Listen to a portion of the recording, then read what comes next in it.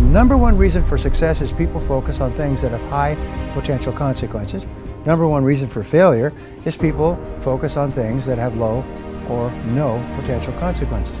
Exactly what Joe was saying earlier, the famous Drucker quote, very worst use of time is to work intently on something that need not be done at all. I've dedicated my life to being a small and medium-sized entrepreneur, and I've devoted the second half of my life to helping other people to be successful small and medium-sized business owners. And Carl Schramm of the Marion and Ewing Kauffman Foundation, the preeminent foundation on entrepreneurship, wrote an article in the Wall Street Journal 2 days ago. And what he said was that there have been very few empirical studies into what actually makes a successful business. That most of what is taught in the entrepreneurship faculties of the universities is nonsense. In fact, he said that there's something like 1,687 professors of entrepreneurship, and their primary focus is drinking their own bathwater and telling that entrepreneurs have to have a business plan. And if you have a business plan, you'll be successful. And they spent 2 years in their faculties teaching people how to set business plans, and 49 out of 50 businesses are started without a business plan, including some of the most successful businesses in the world today. So we are now just starting to learn what we really need to do to build successful businesses. And what Joe is doing here is absolutely marvelous, because it can save you years of hard work and hundreds, even thousands of hours of hard work to understand how to do it much, much faster, to shortcut. We say there's always a learning curve in anything, and what we want to do is we want to jump the learning curve. We don't want to spend years and years learning what we need to learn to reach a certain level of income. And so I've majored now in the last few years on doing seminars and talking and books and articles and programs for owners and would-be owners of small and medium-sized businesses. Now I've got 45 minutes, so I'm going to have to condense what sometimes I share in seminars for days. But I understand you're some of the smartest people in the world, so that you can take a lot of information in a short period of time. Is that true? Mm-hmm. Yeah. Did anybody not understand the question? So I'm going to try to bottom line several of the concepts. One of the first concepts which I thought was interesting was a little story that was in the papers recently. Warren Buffett, who is one of the richest men in the world, and Bill Gates, who is the richest man in the world, and Bill Gates Sr. were at a dinner party, and the three of them are good friends, and they were talking. And a gentleman came up to them and said, you know, I was looking at you, and you gentlemen are very successful. What would you say is the most important quality of success? And all three, according to a bystander, all three broke off their conversation and turned and simultaneously said, focus. Focus is the most important requirement for success in our fast-moving world today. If you can focus, you can succeed, and if you cannot, you cannot. It's almost a black and white thing. Well, I thought that was interesting, because the way Joe and I met is I put together a program some years ago called the Focal Point Program, which basically brought in business owners like yourselves and taught them to focus. And we spent 3 years going through every single aspect of life. We had 82 exercises that dealt with family and business and marketing and product and service and competition and positioning, and it was focus, focus, focus. And my offer, which is not as good as Joe's, but my offer was that you will double your income and double your time off within 12 months, or there'll be no charge for this program. And I never had to give a refund. In fact, many people doubled and tripled their income within 30 days, just by learning to focus and just by thinking in terms of focus. So it's really, really important. I read an article about myself. It was a very successful entrepreneur in New Zealand, and the article was sent to me last week. I'm reading this article, and he said the turning point in his life was when he went to a Brian Tracy seminar and learned how to focus. He was broke, he was unemployed, he had no money, and he walked out of the seminar a completely different person, and he had written goals. He then looked around, and as it happens, he saw an article on coffee shops and Starbucks success in the United States. And it said coffee shops are a good business to be in, because more and more people like the idea of a specialty coffee shop, and if it has a Wi-Fi, then they go there, it becomes a social center, and so on. He knew nothing about coffee, and before the dust had settled, he owned 80 coffee shops in Australia and New Zealand. And then he says he got into a divorce and had to sell it for $50 million to share the proceeds with his wife. but he did not sell off the worldwide rights to it, so he's rebuilding. Anyway, his point was at the end of the article, they said, well, what would you say to aspiring entrepreneurs who want to be successful? And he said just two things. He said, focus and fail fast. Focus and fail fast. Learn quickly, try something new. And I thought I would just pass that on because it's sort of what I have discovered over the years, is the faster you fail and learn, the faster you succeed. You actually learn to succeed by failing. You know, Thomas J. Watson's famous line, if you want to increase your rate of success, you must double your rate of failure, because success lies on the far side of failure. Well, over the years, I've done a good deal of reading, and I came across a concept that I want to share with you, and we were talking about this a little bit earlier. And the concept is, the question is, what is the most valuable and highest paid work that you do? It's a really interesting question, because when I heard the question, I didn't know what the answer was. What do you think the highest paid and most valuable work is that you do? And the answer is thinking. Thinking is the most valuable work. Now, I am the best-selling author in the world in time management, also on goals, also on some other subjects. But I began studying time management about 30 years ago, and I came across a word in my studies, and the word was consequences. And what it basically said is that something is important if it has big potential consequences, and something is unimportant if it has low or no potential consequences. Number one reason for success is people focus on things that have high potential consequences. Number one reason for failure is people focus on things that have low or no potential consequences. Exactly what Joe was saying earlier, the famous Drucker quote, very worst use of time is to work intently on something that need not be done at all. And one of the things that is holding back entrepreneurs, business owners, it's killing them, by the way, and it's wiping out an entire generation, is this obsession with technology. I see people that are walking with their phone. It's almost like drug addicts that are mainline. They cannot stop staring at their screen. They cannot stop pushing their buttons. I hate to say that there were people in this room that had that problem, but the fact is that this obsession with looking at the screen and staying connected is killing people, because it stops them from focusing. You cannot focus if you are distracted like an attention deficit disorder dog. So you're constantly ringing and responding to bells, almost like a crazy person in a toy factory. And so just as a quick aside, if thinking is the most important thing you do, because of the consequences of thinking determine the entire quality of your life, then the quality of your thinking determines the quality of your life. And so the more time that you spend thinking and thinking well and thinking clearly, the more successful you are. Over the years, I've worked with some very powerful people, billionaires and multi-billionaires, people who are on the Forbes 400 list repeatedly, over and over. And I've had a chance to be with them during crises, and when times where something was happening that was serious. It was a major problem. And I noticed that they all had one quality in common, is they all went calm.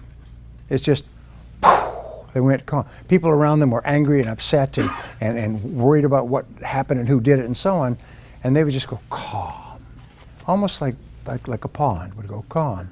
And they knew, and I learned later, I didn't know why this was, I admired it, but I didn't know why it was, is that when your mind is calm, your entire cerebellum, the thinking and deciding brain, functions at its highest level, like turning up all the lights on a dimmer switch. It's functioning like a Christmas tree. But when you get upset and angry, what happens is your thinking reverts to your limbic or emotional system, and your ability to think clearly diminishes dramatically, and you make a lot of mistakes. That's why when you are facing a difficult situation, you have to use every skill, trick, game, whatever it is, stay calm. And that's why they teach you to meditate. And they find that meditators in business are far more successful because they can automatically trigger their mind into the calm of meditation when they're facing a crisis. It enables them to think with greater clarity.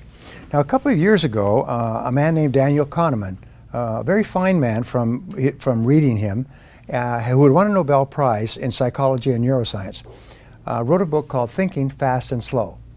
And this book, it was a very esoteric book, and I don't recommend that you read it. It's 500 pages of hard slogging. I will give you the essence. I do the reading, pass it on. I will give you the essence of the book. He said that there are two types of thinking. There's fast thinking and slow thinking. Fast thinking is intuitive, it's instinctive, it's automatic, it's reactionary. I think of it very much as how you would drive through busy traffic. You're not giving a lot of thought, you're just interacting. He said the other type of thinking is slow thinking. And slow thinking is where you just slow down the thinking and take time to think through issues. Now, if an issue has little or no consequences, then you can think quickly. You know, what do you have for lunch? What do you pick up on your plate from the buffet? Where do you park your car?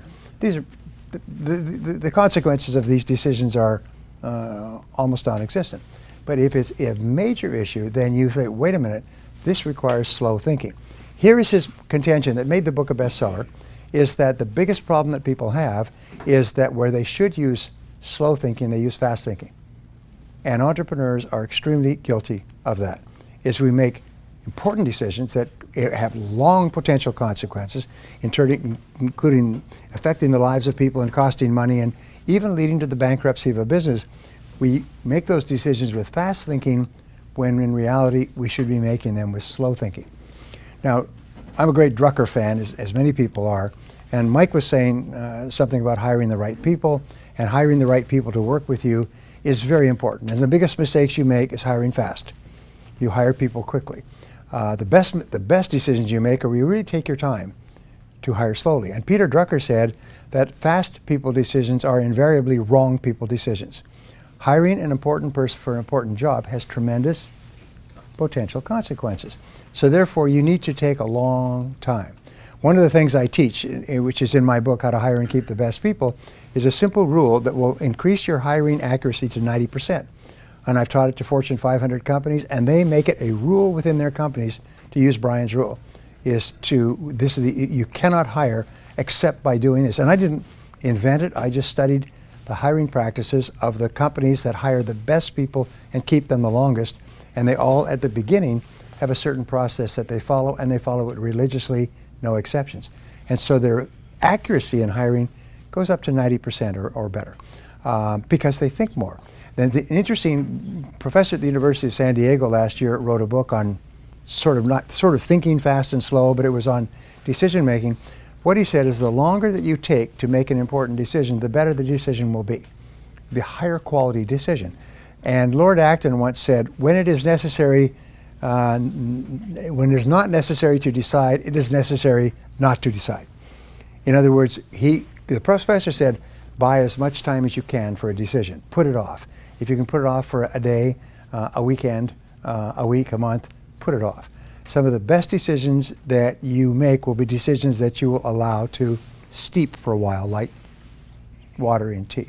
So thinking is the most important thing you do. We call it thinking fast and slow. So remember, anything that is important that has long-term consequences is a candidate for slow thinking. Discussing it with other people, sitting quietly, going for a walk, letting it ruminate in your mind, sleeping on it. You know, they say if it's a big deal, sleep on it. So there's 3 thinking tools I want to give you, and then 7 ideas. So the 3 ways of thinking, which the first way I start off every seminar, is what I call zero-based thinking. And everybody who knows me for any period of time knows that I harp on this. Zero-based thinking comes from zero-based accounting, where you, instead of increasing an expense in the next accounting period, you ask, should we be engaging in this expense at all? Now with zero-based thinking, you look at your entire world and you ask this question: knowing what I now know, is there anything that I am doing that I would not start up again today if I had to do it over? This is one of the greatest thinking tools I've ever learned, because in a time of turbulence, you always have an answer for this question. Each person has an answer. Some people have multiple answers.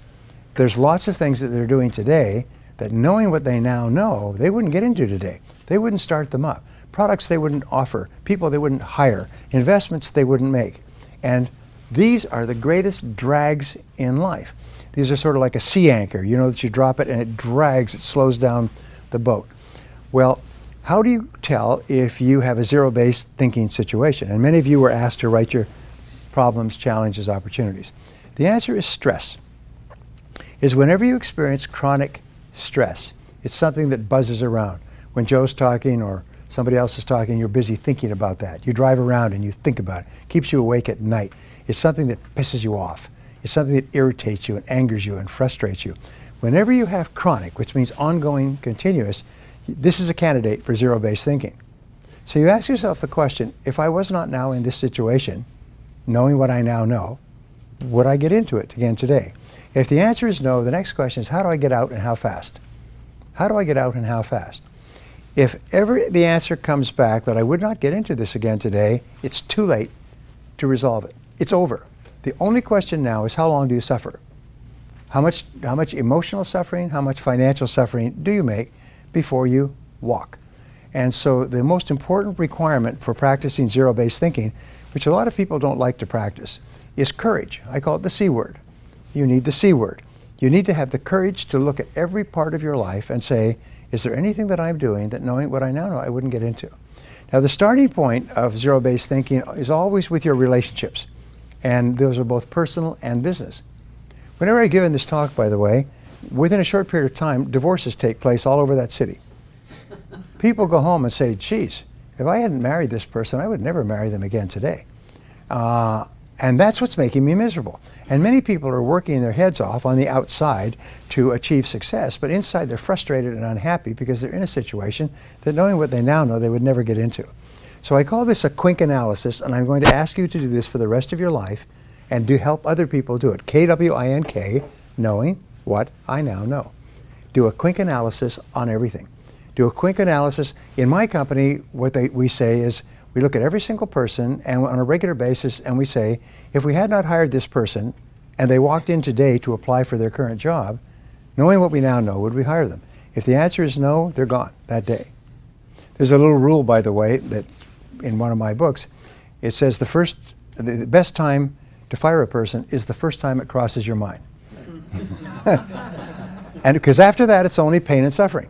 And if the longer you keep them in place, the more likely they are to sue you. And the longer they sue you, the more it's going to cost.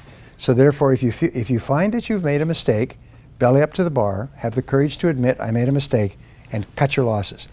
There was a great book by an author called the Zurich Axioms some years ago, and it was Principles of Success. And anybody who's in finance has probably read the book, because a very successful New York financier. And he was talking about the gnomes of Zurich, whoever they are, and the rules that they go by. And he said the number one rule for success in business, personal life, is cut your losses. When you realize you made a mistake, bad investment, bad hire, bad relationship, cut your losses quickly. And what do they say in Las Vegas? You know, cut your losses, let your winnings ride. So in life, that's what we do. And the faster you cut your losses, fail fast, the faster you can start doing things that are much more productive. The second area has to do with every part of your business. Joe and I were talking about what I think is a revolutionary new field, though it's not revolutionary and it's not new, but it's business model innovation. And it's based on the concept that whatever business model you're using today is probably obsolete. If you're in any kind of a business that uses technology to market it, especially an information-based business, knowledge-based business, consulting services, training, anything else, chances are your business is obsolete. The way that you, and the business model is your method, your step-by-step process of generating profitability. Now, there are some companies that struggle along, and then find a new business model, and the next year their business is up 5 or 10 times. Profits are just overwhelming. They're living in big houses on the hill, driving Cadillacs and flying private jets, and you say, what on earth did they do? They changed their business model. And if you don't change your business model, if it's the wrong business model, two things are going to happen. Your competitors are going to come up with a new business model and eat your lunch, and or you're going to go broke. So it doesn't mean that your business model is wrong. It just means that you must be open to the possibility that your business model is obsolete, and that just means that there is a better business model. There's a superior business model, and your job is to find it. And again, there's no fixed answer to it, but I think that this is a great area of thought. I think this is a great area, and it's sort of like a tool for you to have. I wonder if I need to change my business model, which is your way of generating sales, producing and delivering products and services, getting payments, and achieving profitability. Well, so coming back to the second is look at anything in your business. Look at your products, look at your services, look at your people, look at the way that you advertise, market, and ask, is there anything that you're doing today that, knowing what you now know, you wouldn't start up again today? And the only question that you ever ask is, does it work? Does it work? Does it work? If it's not working and you can tweak it, then that's fine. If it's not working, have the courage to admit this isn't working and abandon it. Now the third area has to do with investments in zero-based thinking. Investments of time, which people hate to lose. Someone said earlier that people hate to lose. It's one of the greatest emotions. We hate to lose time if we've invested a lot of time in a course of action, a project, a business, a relationship. The second is emotion. If we put a lot of emotion into a course of action, a product, a course of study, a relationship, or money. We hate to admit that we made a mistake and that what seemed like a good idea at the time has turned out not to be a good idea, and knowing what I now know, I wouldn't get into it. And have the courage to cut your losses and run. Now the reason I teach this first is because you can't make any progress unless you clear the decks, unless you get this 800-pound gorilla that's holding you back out of your life. And then many companies that I've worked with literally transformed, became multi-million-dollar companies when everybody said, all right, we're going to go through and do a quick analysis on this whole company and realize that half the things that we're doing and half the people working here are not the right people for us at this time. And half the products that we're offering aren't selling and never will. They've been replaced by better, cheaper, faster products in the marketplace, so cut your losses. What happens when a big company gets into trouble? They bring in a quick analysis man, and he comes in with a chainsaw, and he shuts down all the factories and all the stores that are not profitable, and the company goes from profits to losses in 1 year. Anyway, the second thinking tool that I teach people is WPO thinking, which is worst possible outcome. In everything that you're doing, always ask yourself, what is the worst possible outcome of this course of action? And can I survive it if it were to occur? And if not, what could I do to make sure it doesn't happen? One of the number one reasons that we worry about anything in life is because of fear. And when you ask yourself, what is the worst thing that could happen in this particular situation? And then if you can say, all right, if that happens, I'll live with it. Then your worry goes away and your mind goes clear and calm. And now you say, now what can I do to make sure that the worst does not happen? And then you become proactive and you take charge of your life. The third thinking tool, I hope I'm not going too fast for you.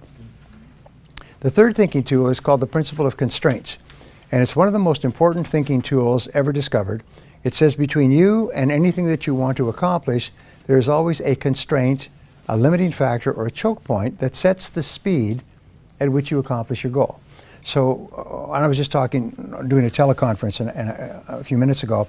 So the question I said is, let's always set the goal of doubling our income. You want to double your income. Okay, want to double your income. Then why isn't your income already twice as high? Now in business, we don't think of doubling our income, we think of doubling our profitability. What we're concerned with is net cash flow. We're concerned with the amount that we take home to our family at the end of the day. Not the gross, but the triple net. So we say, if I want to earn twice as much, and everybody in here can and will earn 2, 3, 4, 5 times as much sometime in the future. If I want to earn twice as much, why aren't I already earning twice as much? And the number one reason for most people is distraction. So they're so distracted, they're doing things of low or no consequences. But we found the 80-20 rule applies to constraints. 80% of the constraints that are holding you back from achieving your financial goals are within yourself and within your business. They are not on the outside. They are not the competition. They are not the market. They are not the people in Washington or the taxes or regulation. 80% are within yourself. So the mark of the superior person is whenever they have a problem, they say, what is it in me that's causing this problem? Mike and I know this very, very clearly. What is it in me that's causing this problem? In illness, by the way, 85% of illness is psychosomatic. As Dennis Waitley said, it's not what you're eating, it's what's eating you that's causing the problem. And so the starting point, and the first thing a doctor will tell you, or a psychologist, is what is it that you're not dealing with? And you can go back to zero-based thinking. What is it that you have in your life that if you had to do over, you wouldn't do it?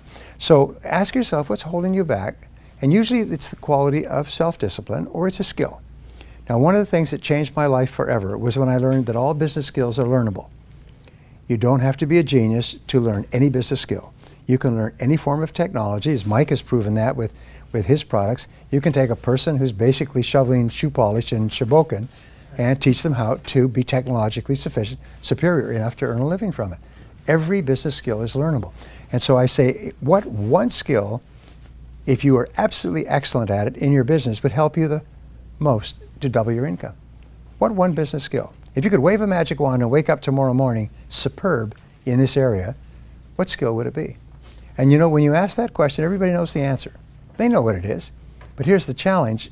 You don't like the skill because it involves rejection, embarrassment, ego, potential failure, loss.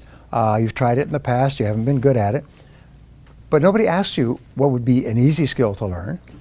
They just asked you what skill would help you the most to double your income.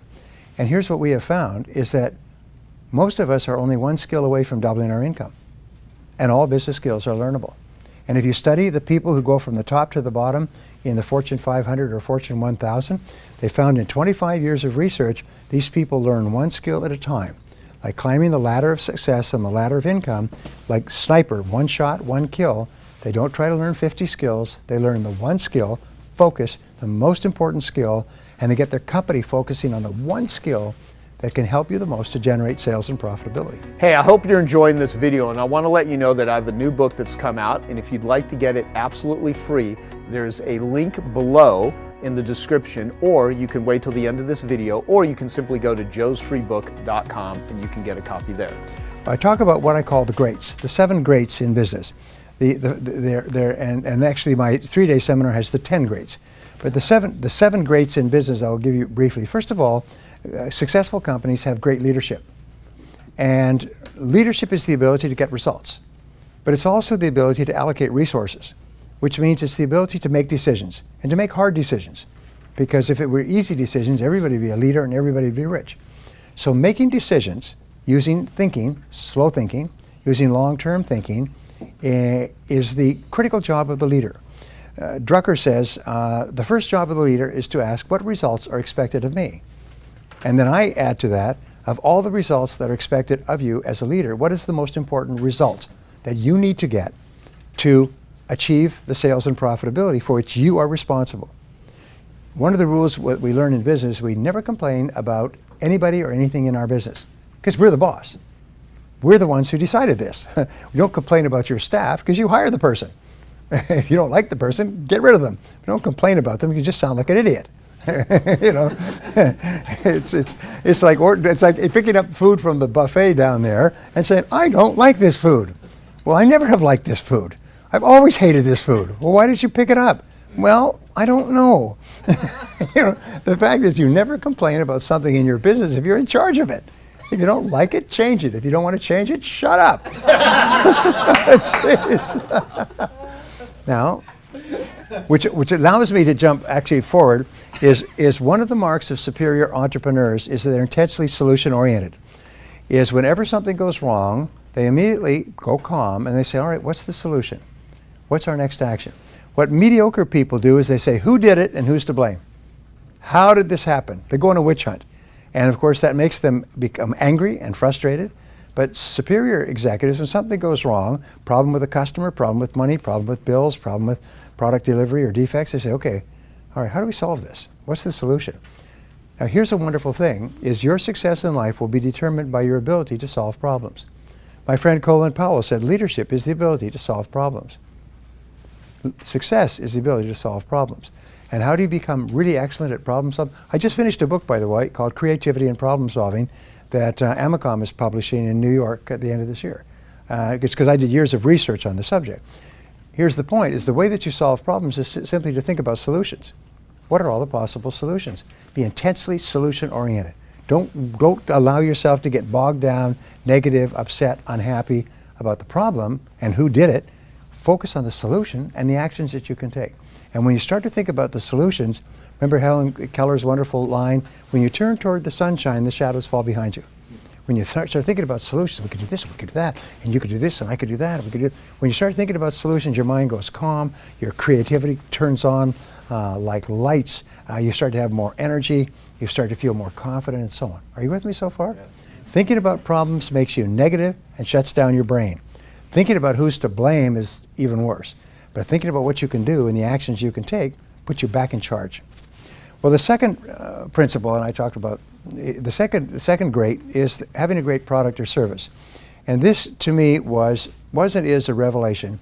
And it's so simple, it stares you in the face. But 90% of your success in business will be to have a great product in the first place. And this is something that many people miss. They think if I have a good product and I pay thousands of dollars and go to really clever seminars, they'll teach me some marketing gimmicks and tricks so I can con people into buying it. And they spend enormous amounts of time and money trying to advertise or market what is a mediocre product.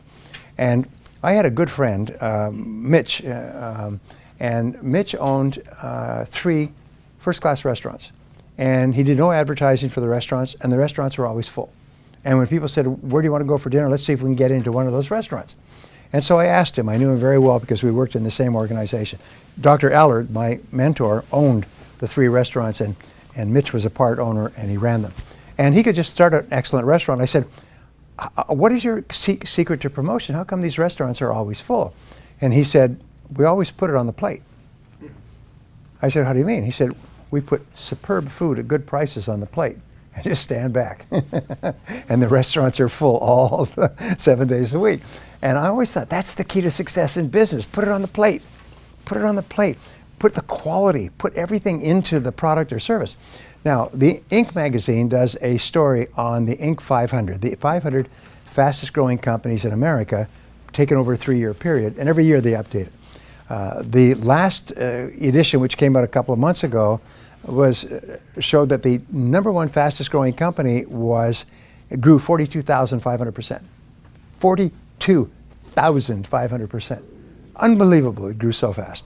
Others grew 5, 10, 15, 20, 30, 50 times in 2 or 3 years. All new companies, or reasonably new companies, all companies started by people like the people in this room, and they grew 5, 10, 50, 20, 100 times. Wow. What was the key? So they went back and had outside researchers analyze it, and you know what they found? Is all the companies put it on the plate. Every one of them was obsessed with quality, and obsessed with quality as their customers defined it. And they were close to the customer. They're locked tight to the customer. As I was sharing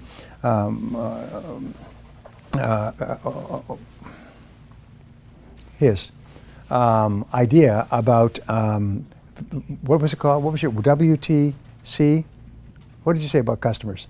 Oh, Well, think like a Joel, customer. yeah, TLC. think like a customer. Sharing that on my conference today. Think like a customer. The very best companies think like a customer. What do customers want? What do customers need? And you know, the key to success is make your customers happy, and then make them happier than your competitors. And then every single day, wake up and think, how can I make my customers happier?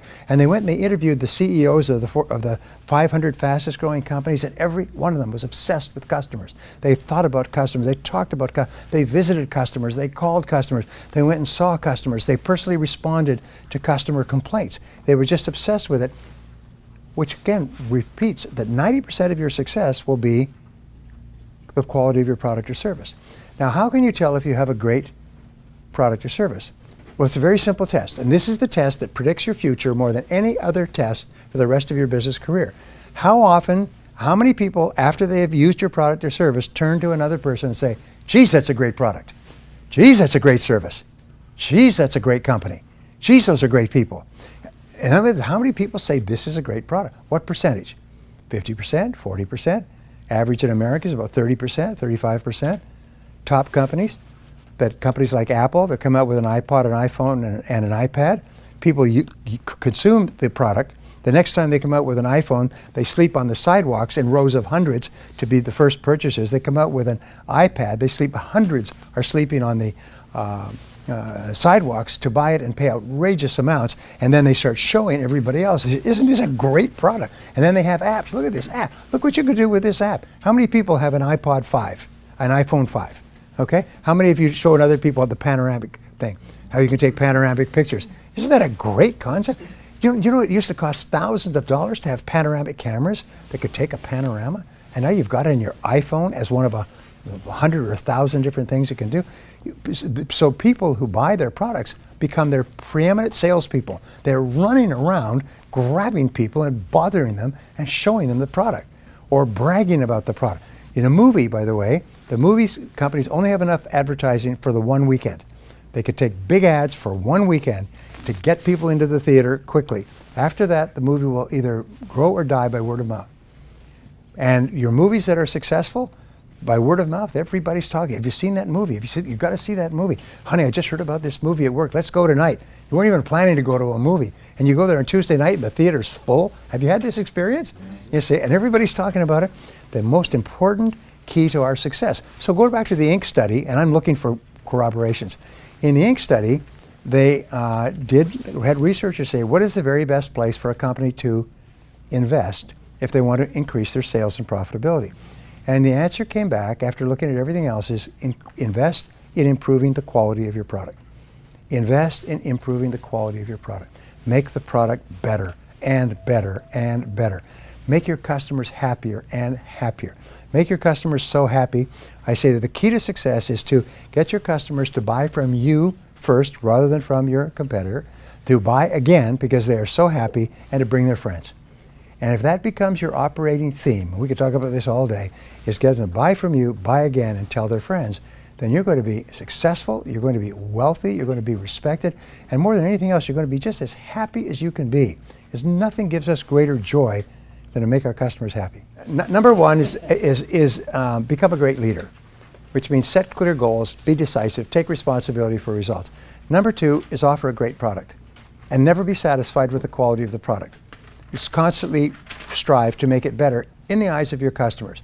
And here's one of the great revolutions in marketing, which I think is so important, is the very best companies, the 4 stages of the epiphany, the lean startup, are going to their customers and saying, how do you define a great product? Would you buy this? Would you pay for it? What would you want more of? What would you want less of? What can we do to improve it? They're even doing this with what they call the minimum viable product idea, is they take a product idea to a customer before they even make the product. And they work with the customer shoulder to shoulder to develop the product so the customer says, this is a great product. Then they produce and market the product. So number 3 is you want to have a great business plan. But a great business plan simply requires that you think through on paper the critical aspects of your business, and especially you analyze what it's going to cost, what you can sell it for, what kind of profits you can make, who are the people that you will need. There's a great story of Napoleon's generals all around this large table with maps of Europe spread out, and this is when the French armies were conquering everywhere. And they were talking about what cities or what municipalities, what duchies that they were going to attack with the army next time. And Napoleon would come in from his office, which was nearby, and he'd say, what are you doing? He said, we're talking about we're going to move the army from here, we're going to move it to there, and so on. And he'd say, well, gentlemen, he said, I'm afraid that we can't do it. We don't have the horses. And you've heard the expression, we don't have the horses. It comes from Napoleon. And what he was saying was that the entire army was driven by horses, cavalry, and horses to pull the wagons with the supplies and everything else. And they could get more men by recruiting on the march, as they did. They recruited, as they went through a village, they recruited people. Join the army, see the world, that sort of thing. Join the army, see the cannons. But the horses, those were scarce. And so the whole success of the army was determined, could they get the horses? That's why when Mike talks about getting the right people, is where do we get the horses? We got the ideas. We know what needs to be done, but where do we get the horses? So these are the things that you think through in a business plan. What kind of technology will you require, and what will it cost to set it up, and who's going to run it and operate it? What kind of advertising, publicity, promotion will you require? How much will it cost? What kind of returns will you get? So a business plan, and there's many people, I'm sure you have lots of business plan models that are quite common, is a business plan forces you to think long-term and to think slowly. And you'll always make better business decisions if you think long-term and you think slowly. The fourth area has to do with having a great marketing plan. And a great marketing plan is what you talk about all the time. But there's a rule in advertising. I used to work for a large advertising agency. And the rule is the fastest way to kill a product, a bad product, is to advertise it or to market it. Is to find, because if you market it, what happens? More people use it. More people use it and are angry about it, then they tell more people and the product dies. So the fastest way to kill a bad product is to promote it. And many people think, oh no, the way I can get my money back is I can sell it to people before enough people know how bad it is. No, we have the internet today. Everybody in the world can know how many troops appeared on the streets of the Crimean with balaclava masks on their face, and they know that in 3 seconds. I was just in Russia, where in Russia they control all the media, and they tell people that that they were attacking the Ukrainians, backed by the CIA, are behind all the problems in the Ukraine, and the poor Russian people just are being sacrificed. So I'm just sending in some of my troops to help protect our. I said to my friend Sergei, I said, Sergei, that's nonsense. Not a word of what you're saying is true. It's totally false. The only people in the world who believe what you're saying are people within Russia who have no access to news on the outside. Anyway, I'm getting off track. My point is that marketing means how do you attract people to your product or service. There's a difference between marketing and sales. You know what it is? Imagine that I were to say to you at midday, this group, I say, is anybody here hungry? You raise your hand, all right? That's marketing. I'm interested in your product or service. I'm interested in the product or service generally. But anybody here like to save money, make money, lose weight, be happy, pick up girls, whatever it happens to be. Then the second part is, now I have a restaurant. Let me tell you why you should come to my restaurant to satisfy your hunger rather than to go to the competitors.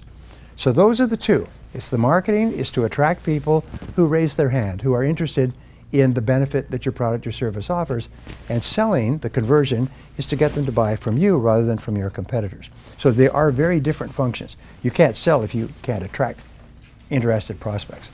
So marketing is a very complex process, and you guys talk about it all the time. So you need a great marketing plan. How can you tell if you have a great marketing plan?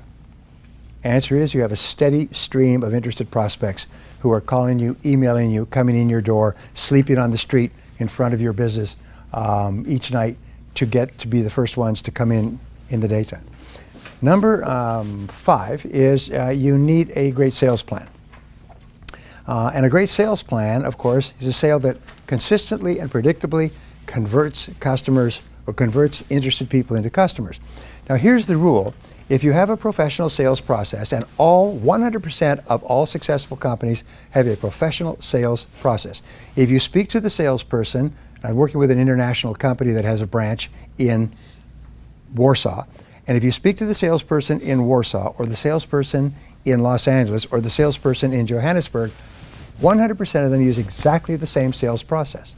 The first contact will be a telephone contact to offer you a benefit and to try to set up an appointment, and the words will be word for word. The reason this company did this is it almost went broke because everybody was selling their own damn way. They would say whatever fell out of their mouths whenever they ran across a prospect.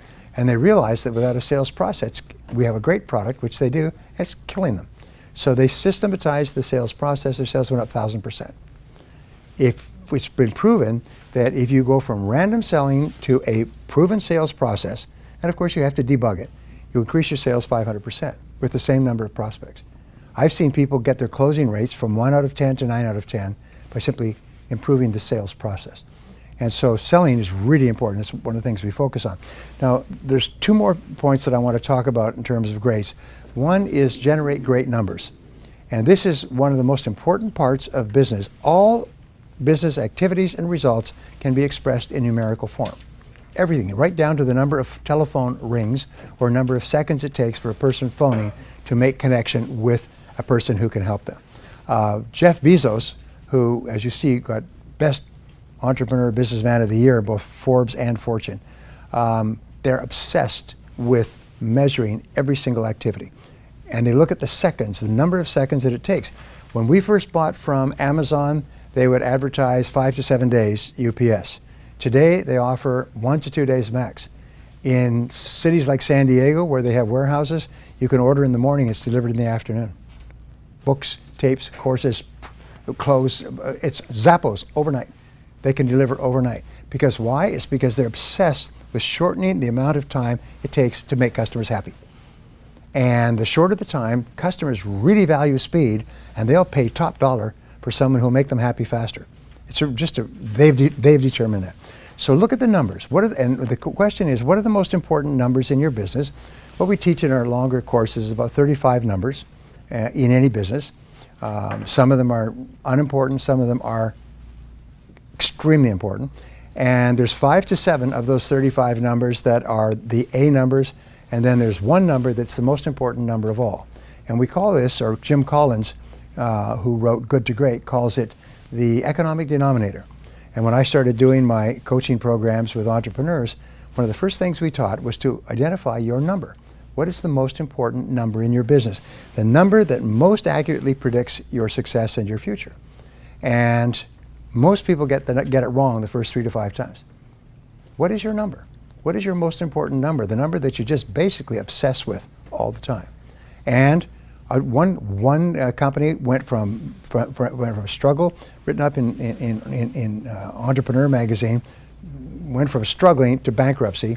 And then a friend of his asked him, what was your number? What was the number you were focused on? Well, we weren't focused on any number in particular. We didn't even hardly keep track. So they were just selling by gosh and by golly, and at the end of the day, they were bust.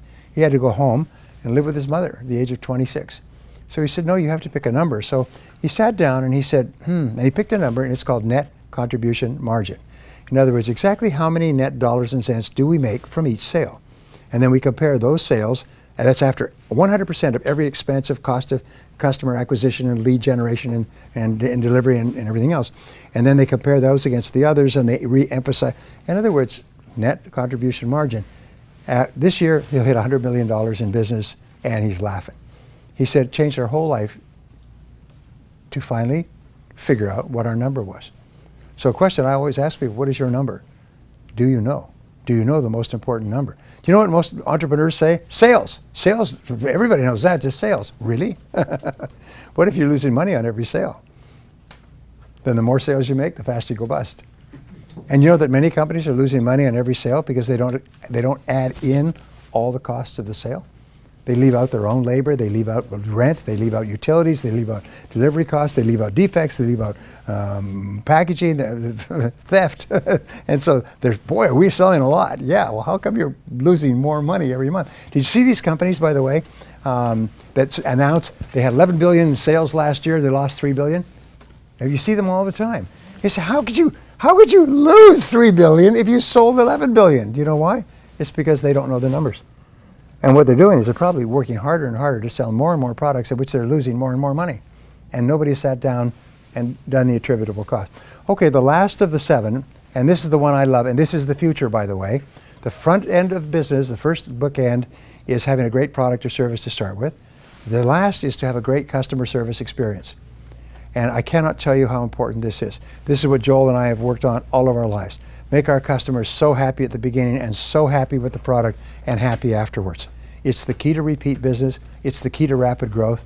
Every successful company, without exception, is obsessed with taking good care of their customers once they get them. And if they have a customer complaint, the head of the company doesn't sleep at night. They are so upset about customer complaints. They'll go out and personally visit them. The company president will phone an unhappy customer and talk to them because they consider customer happiness, like Tony Hsieh, to be the most important thing in the world. What Tony says is that we're not in the shoe business, we're in the customer happiness business, we just happen to sell shoes. And if we were selling something else, we'd still be in the customer happiness business. What was that worth to Tony? Sold it for, his idea translated into Zappos sold it for $1.2 billion and took home $350 million. Not a bad idea. Make your customers happy. Does it work? Yes. How often does it work? 100% of the time. So you'll find that the very best companies, the ones that you really like and want to go back to, are the companies that make you feel happy. They make you feel good as a result of having done business with them. They take good care of you. And as a result, you go back over and over again and you bring your friends. So those are the 7 greats that we talk about here. Great leadership, great product or service, great marketing plan, great sales plan, great numbers, great business plan, and great customer service plan. And if you have those, here's the interesting thing, is if you're missing one of them, it's like dialing a 7-digit number. If you miss one of them, your company will go broke. Miss any one of them, get them wrong, get the wrong answer, or miss it completely, then your company goes broke. So now we know scientifically, basically more and more of exactly what you have to do to build a high profit business. And the wonderful thing is it's all learnable. You can learn any one of these skills. Anything I just explained to you is as simple as ditch water. All you have to do is just say, and what is it? You think. Like, yeah, I could do that. I could do more of that. I could improve that. We could do that. Okay, I hope you found that video awesome and useful. So if you want to get a free copy of my book, I want you to click here. And if you want to watch some more videos that'll be useful and awesome, click here. Go ahead. They're over here. Do it now. Come on. Thank you. Watch them.